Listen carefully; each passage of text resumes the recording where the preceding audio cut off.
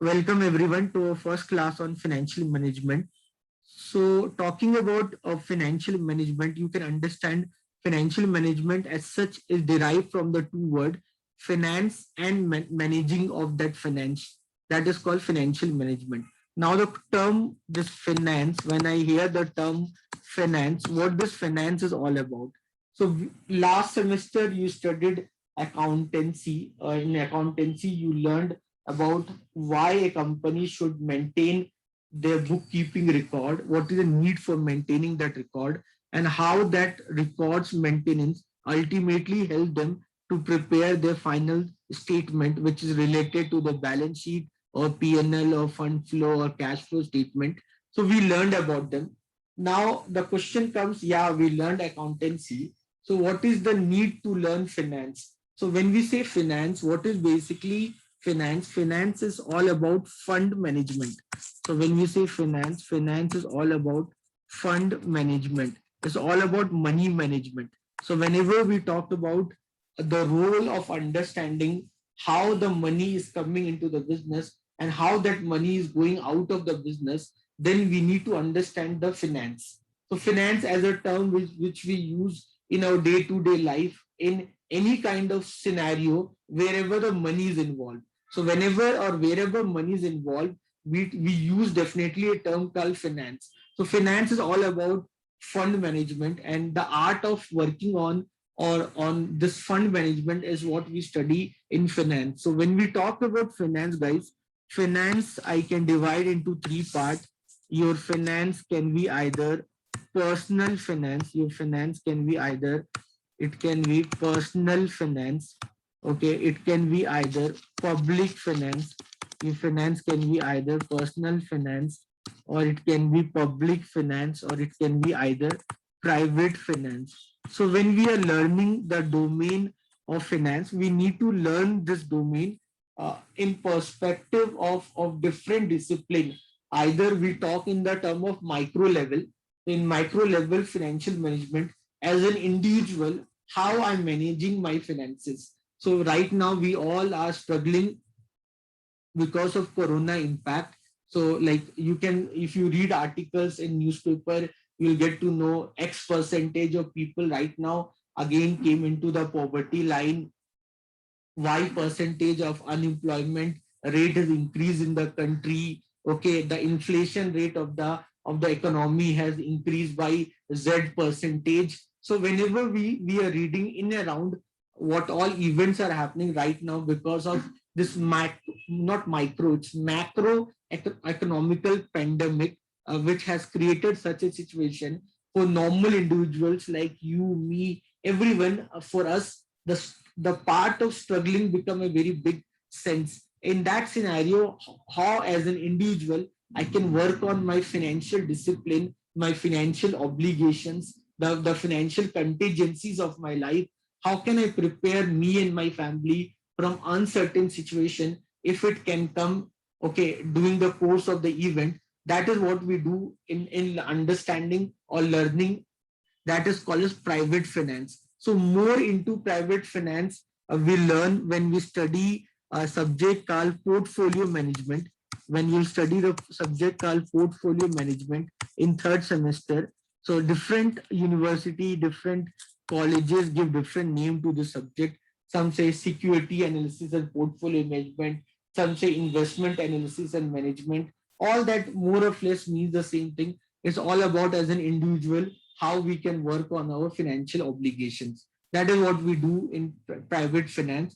Public finance, when I say public finance as such, you will not find any subject during your MBA curriculum to learn about public finance. Public finance is all about as in public here means government, how government work on its finances. Now you will say, do really government need to work on the finances? Yes, definitely. The government has to maintain a double entry bookkeeping record, looking into where the money is coming into, where the money is going out with respect to export, import, with respect to the trading in the domain of stock market, with respect to the any form of reserve what RBI is maintaining. So that all that Reserve Bank of India maintain with an account called balance of payment.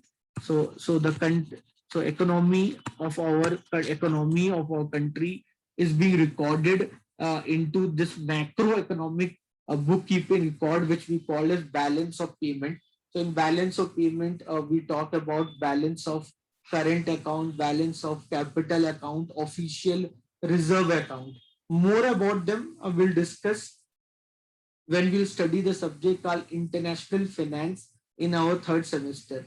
So when we look into the way the government can see the revenue which is coming into the country, and the revenue and the expenditure what the government had to do to run the economy, you can understand India as a developing country where more than 60% of population is engaged in agriculture, contributing nothing for the taxes, because agriculture is a tax-free asset in our country. So when we look into economy like India, where we still follow intensive form of agriculture, the concept like mixed cropping, intercropping, what you say is not being much followed. The terms like white revolution, green revolution, pink revolution, blue revolution is being proposed by government in every budget. So but still we are struggling with our what you say the existing infrastructure of the development of farming as such. We still have to work on the supply chain management system. Still the people are fighting for farm bill to come up with a macroeconomic policies to regulate the pricing of the farm product, which government or the mandis can sell in the market. So we see how our agriculture sector is struggling. Although India is having the world best climatic condition, India is having the world largest livestock. So still we can see a lot of development when it comes to development of agriculture, when it comes to the development of fisheries, when it comes to development of what you say meat industry. That's why we have this concept like blue revolution and pink revolution, which is getting more popular now. Looking into the other perspective, we are talking about service sector, which contribute the majority in our GDP. More than 50% of GDP is contributed by service sector. And this service sector, when we look into this service sector is totally depends on what is happening in developed economy. So developed economy, they give us a lot of assignment to us. Sitting in India, we do back office work and we make sure those assignment are ultimately will fulfilled. And that way you can understand that the employment data what we get is majorly depend upon H1B visa policies, what the president of USA make, or maybe the other clients what we have around the world. So the countries like Bangladesh, country like Vietnam, country like Thailand, or Indonesia, the Asian countries, probably the kind of dominance what they have in service industry, the kind of dominance what they have in export industries with respect to the developed economy. Still, we need to work on that development so that we can give some kind of push to a GDP. Getting a data of $5 billion, $5 trillion economy, all that is doesn't make any sense. The GDP data, whatever we are getting, is after a lot of adjustments. So which you studied in economics. When you studied macroeconomics, you studied about how GDP is calculated, how GNP is calculated. So you can itself understand the technical part of that calculation. So as a country like India, where the government have limited source of revenue, the revenue what the government get from taxes, the revenue what the government can get from taxes, either individuals or either corporate, the revenue what the government get probably by using FDI, foreign direct investment. So by giving invitation, or by giving a required room of development to the foreign companies so that they can come and start their setup in our country. Like Tesla recently came to our country. So and now Tesla is working aggressively on electric car. So like that, we need to come up with more and more aggressive strategies. Like when the China, when all around the world economy, when lot of MNCs were planning to leave China and they wanted to set up their base in the foreign country. So everyone was thinking that majority of the company will come to India, but quite opposite. Yeah, certain companies definitely came, but we saw majority of companies shifted their base to Asian countries, particularly Vietnam. So that way you can understand.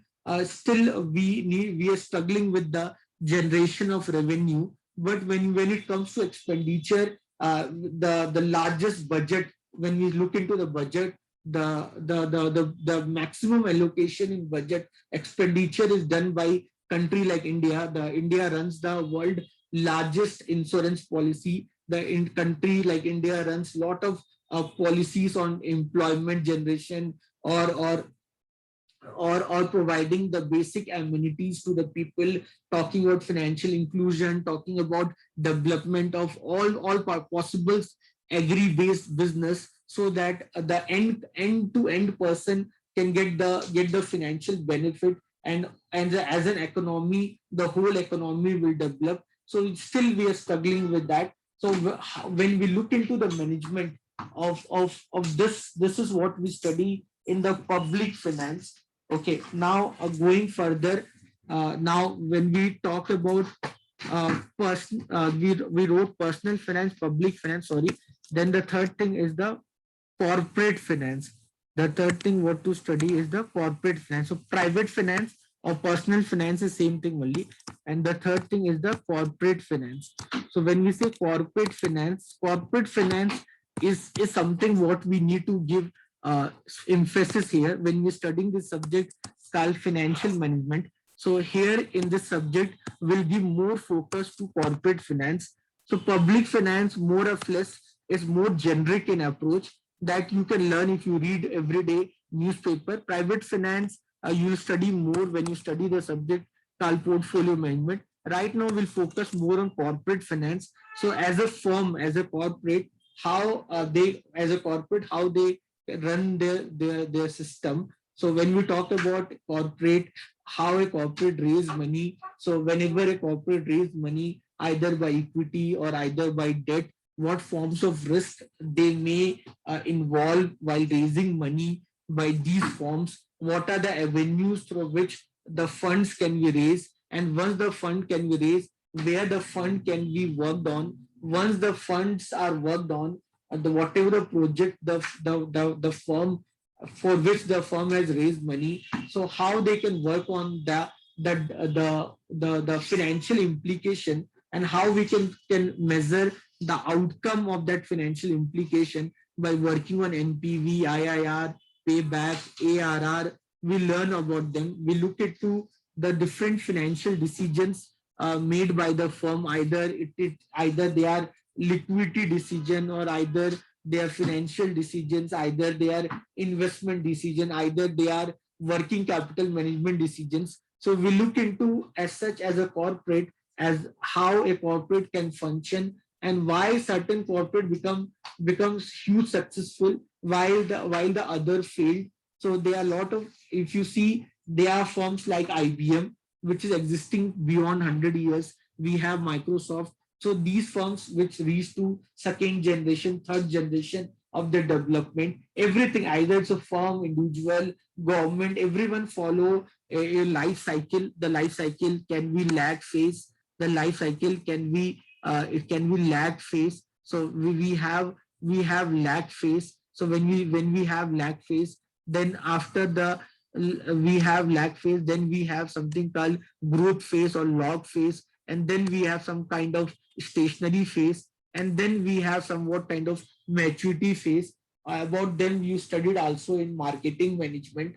When you look into the Porter's 5P model, or when you look into the positioning of company, where the you can put the firm depending upon BCG metrics or other performance metrics, in looking into how you can compare a firm with respect to your competitors, where your firm is right now. You can do all those forms of assessment. So all that require a basic understanding of accountancy plus a basic understanding of mathematics plus a basic understanding of how the financing can be worked on. So economy as such, how we can work on an economy. All this we study into this subject called corporate finance or financial management. So different universities, if you go to Mysore, the Mysore University use the same subject with a different name called corporate finance. For Bangalore City, they're using a name called financial management. So the same thing you studied in your BCom, BBA also in fourth semester of I believe so in your fourth semester. The same thing you studied. You studied the same thing, but we here will go a little bit one step further. What you studied here, we'll try to look into some practical examples where we can discuss the implication of corporate finance.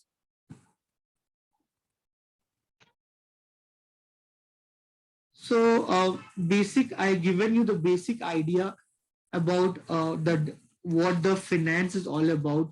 Your finance can be private finance, it can be public finance, or it can be corporate finance. It looks as a perspective how we see as a firm. When we say firm is also a person, so as a firm, how we can work on these policies. So always there is a possibility of conflict of interest can happen between a firm as a management. So as a firm, as in management, so as a management and as a shareholder. So there's a conflict can also happen whenever we look into a firm, how a firm works, the managers of the firms. So when we look into a firm, if a firm can be a public company, if it's a company, or it can be a private company. So if it's a public company, then public are the owner of the company because the firm has diluted their money through some IPO mode. And once they raise that money from the public, they became a public company. So now this firm is managed or run by the public. Now the public appoints CXOs of the company. They are CFO, CMO, or CEO or CEO. So the purpose of these people who are the management, who's appointed by the public as a public company, they need to work for the best interest for the company growth. And for the growth of the company, if the company will grow, automatically the shareholder will grow. So if a firm is simply a private firm, or it is a based on partnership model or sole proprietorship model, then it's well and good. So the control, the management and the ownership control is maintained by similar set of people. The confusion happens whenever we talk about a public company where we have certain set of individuals who are working as a management, and they may or may not be the same set of individuals who are the shareholders of the company.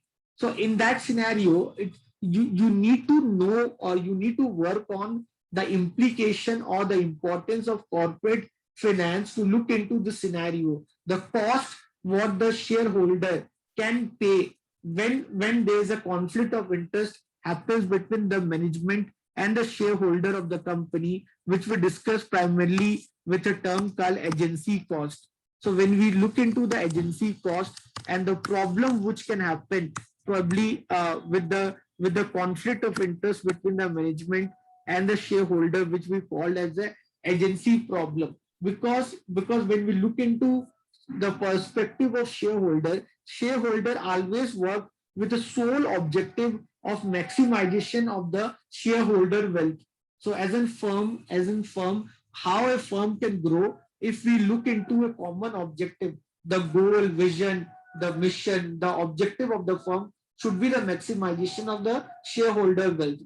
The objective of the firm would be or should be how a firm look into 10-year, 15-year down the line, how the company can see the existing business model, what they have, what is the future viability of the business model, and what forms of R&D it can be done on the existing business model, so that the firm will always have an infinite life. So when we look into these scenarios, there may be the management who are being appointed for the certain time interval, and in order to decorate the mathematical data in the final statement of the firm, maybe the management of the firm can do accounting, what you say, accounting investigation, looking into how the data can be treated differently by following different accounting settlements. So these things can be easily done. The and these this accounting mismanagement can be done many times by the management of the firm just to justify certain figures which ultimately may or may not be true, and that cost ultimately have to bear by the shareholder of the firm. So when it's all together, it's a very complex hierarchy when we look into a firm as a firm. When a firm grow, so either they grow decentralized way or either it grow centralized way, having different models, the models related to HR, the models related to marketing, the models related to finance, the models related to operation, where each department, all these departments or all these models can have a room of or the scope of development for each of them. And ultimately, whenever there's a struggle happens for the management of fund between them, that should be treated with utmost respect. And how that can be done, that is what we are trying to learn in a corporate finance. So when we look into financial management as a subject, financial management is more or less, it's a subject which talks about managerial activity, okay, and that is concerned with the planning and controlling of the firm financial resources. So here we'll focus more of our understanding on corporate. Okay, so as a corporate, how we look into a corporate, how a corporate struggle. So when we look into the perspective of corporate, the activities which can be done in a corporate, so that we can have a much more better planning and management of the firm existing resources, those resources which can be either real assets or they can be either financial assets. So when we look into a firm, every firms are different from one another depending upon the business model. Ultimately, the objective of every firm is to satisfy the customer. Ultimately, the objective of every firm, that the end product what the firm sell in the market, it should always have a demand for them. So how they can sell the product in the market, and how the demand creation can be done, and how the revenue can be generated from them, all this we are studying in marketing management. So I'm not gonna go into the marketing management. Neither I'll discuss more about human resource management, where for which we have altogether different subject only, which talks about the activities of production, marketing, finance, how the mutual interrelation can be developed between these departments. So I'll not go into detail about them. So I'll talk about the financial part of how these departments can all work all together for the development of the firm. For that only I'll discuss more. I look into more into the number perspective. So when I look into the number perspective, ultimately the activities what a firm do on day-to-day basis in order to make sure that their business keep going on, those are basically the expenses for the firm. Those are basically operating expenses for the firm. And in order to work on these operating expenses, in order to make sure that ultimately in the future an asset can be created by the firm, the firm need to put capital.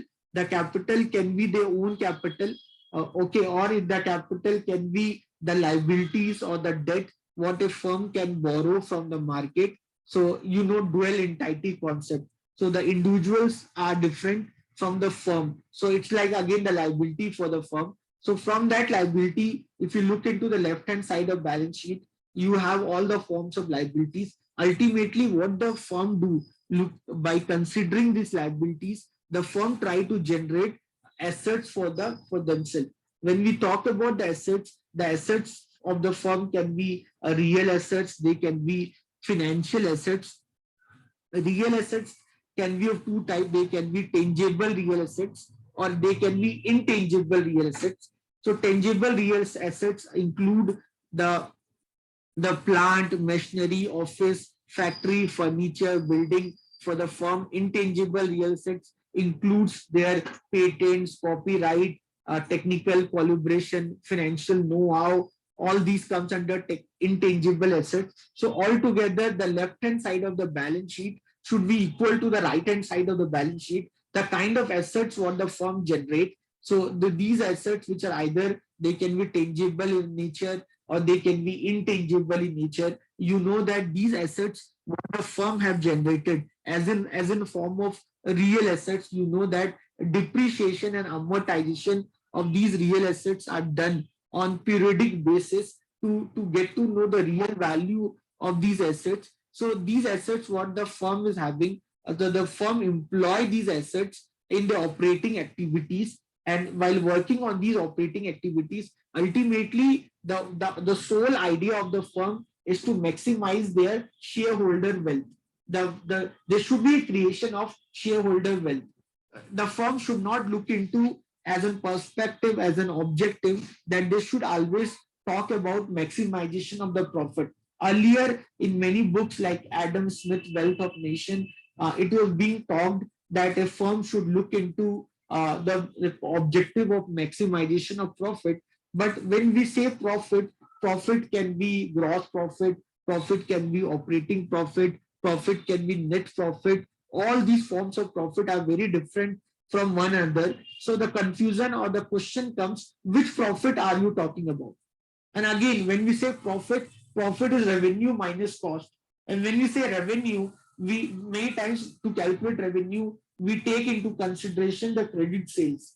So if you are doing credit sales and from that you are decorating the figure of revenue, and that way if you are decorating the figure of profit, so ultimately will that profit means that much cash you have? It may or may not be true. That's why we have something called cash flow statement. We have something called fund flow statement. Fund flow statement talks about the working capital management of the firm. Cash flow statement talks about how much cash they are having, how much cash they've used in operating, financial, or any other decisions. Okay, how much cash ultimately they're having, that we understand if we know the cash flow statement of the company. So it become very important to look beyond the balance sheet and profit and loss statement because they have their own flaws. And ultimately, when the firm work with the sole idea of creation of shareholder wealth, so then ultimately a firm need to look beyond their existing real assets. They need to diversify. As a firm also, you need to also think about portfolio management. So then a firm also many times talks about creation of financial assets. So the financial assets, what the firm do, the firm many times diversify. They reduce the beta. I will talk about what is beta. They diversify themselves. They may talk about merger and acquisition. They may go and merge the certain small SMU, some managerial unit of the company. They may merge with some other unit, or they may acquire the existing line of business. They either inventory maker or maybe the product line. Either they do vertical or horizontal M&A, and with that ultimately they figure it out how they can minimize the existing cost or how they can make sure that they can interact with the end consumer by creating financial assets for themselves. When we look into the financial assets, how a firm can work on the financial assets, we'll discuss more about them when we'll go more detailing about financial assets, as in how they can raise money and where they can use their money, probably in the capital market domain, primary market, secondary market. We'll discuss about the more stock exchanges. I'll give you a brief idea about how the stock exchanges work, why a company do IPO, why IPO is different from FPO, follow on public offering, what is right issue, what is private placements. We'll discuss about them. So as an firm, what we are actually looking for, we are actually looking for how we can create an asset. What are assets? Assets are basically those avenues which have the possibility of generating cash inflow for the firm in the future. So all the avenues which can generate cash inflow for the firm in the future, those are the assets for the company. So when we look into the assets can be financial assets, the assets can be either real assets. So when we look into the working on these assets creation, these assets what the firm create. So with these assets, the firm try to generate cash flows for them itself in the future. These cash flows ultimately, if this cash flows is more than the cash flow what they need to pay on their liabilities, then only the we can talk about creation of shareholder wealth. So I hope you have understood this. So any what happens when we talk about a firm, when we talk about a firm is doing the normal course of activities, the normal course of activities what the firm is engaged in, we can understand by looking into the profit and loss statement of the firm. So if we look into the profit loss statement of the firm, we can easily make an idea about how the firm is doing operating activities, what are the expenses for the firm, or revenue expenses, how they're generating that profit, the adjustments of the profit, whatever they're doing, all that we can easily understand. So at the end of the day, the when we say the objective of the firm, so earlier the objective of the firm was to maximize the profit. Okay, so here when we see the profit creation, how the profit creation is done. So you see the revenue of the firm. So revenue of the firm, how the revenue of the firm is generated, that is basically their selling price per unit. What is the price at which they're selling 1 unit of the product into the number of units sold. How many unit of product they're selling in the market. From that, they'll generate revenue. Very simple.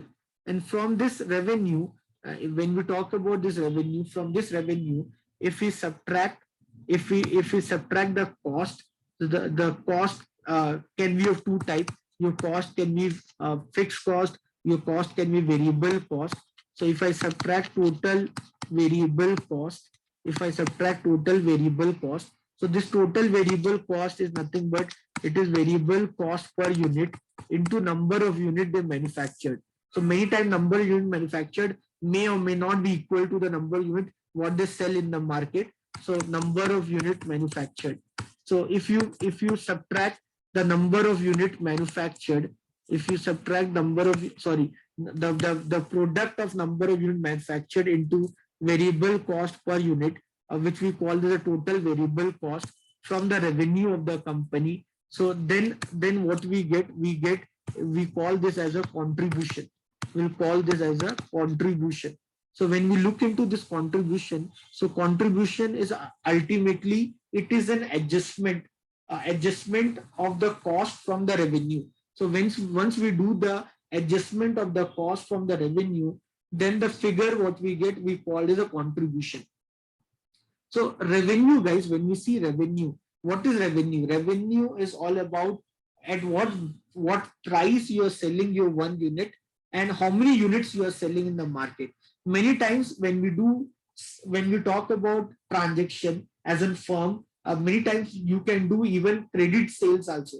And because in accountancy allows us to make an entry of both credit and cash sales, assuming that you are doing the sales right now about which you will generate the cash inflow in the future. So that adjustment we put in balance sheet when we write account receivable. Okay, so that adjustment will be done again. Okay, so done again for what? Again for the trade sales what we make.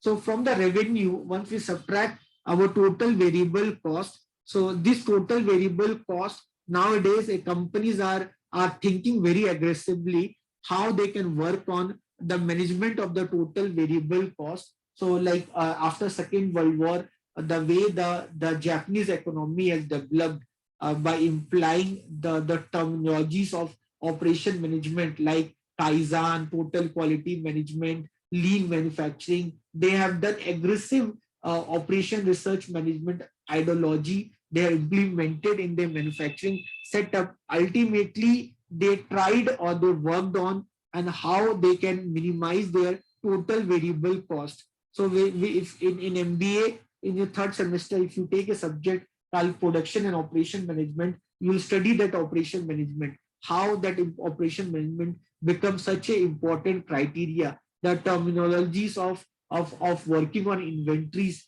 like FIFO, LIFO, how that can be developed much more better way if we start applying Kaizen in our manufacturing setup. So all this were developed in the past by different manufacturing setup so that they can work on their variable cost. So ultimately, so that the objective here is for the firm is to work on the development of contribution, how the contribution can be maximized. That was the usual ideology of the firm. Looking into the selling price per unit, for that selling price per unit, it is very important there to get into the selling price per unit. We do more or less a marketing research assignment. So we study a subject called market research in second semester, where lot of pilot production or test marketing is done by the firm to analyze the new product what they're coming up in the market. They do a comparative analysis of the product, either it's new or existing, with the present economic condition. That form of research, the surveys or sampling technique can help them, the firm, to develop and or to come up with a picture that what should be the selling price per unit. And ultimately, the idea is that the product what they're selling in the market, that should have a visibility, and that should end up in generating a better contribution figure for the company. Then only a firm can talk about the accounting break even. Okay, so guys, are you getting it? This any confusion? Anyone? Any doubt you want to ask? Sir, this No. is a problematic formula, sir. Or Yeah. It's a problematic formula. We'll go further. We'll deduct fixed cost, depreciation, then profit, then adjustment of tax, dividend. All that will continue further. So this much I'll do oh, now. this is a formula for problems.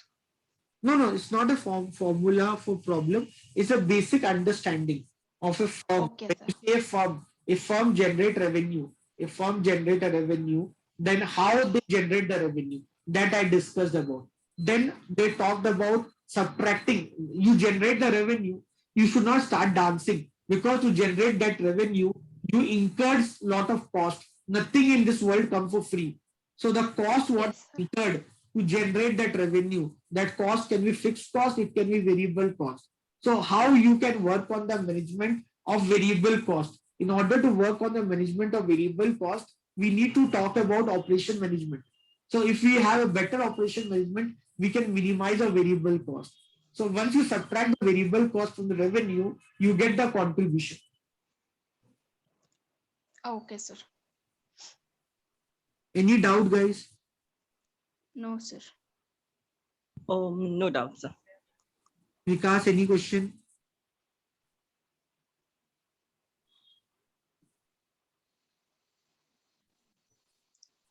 Sir, next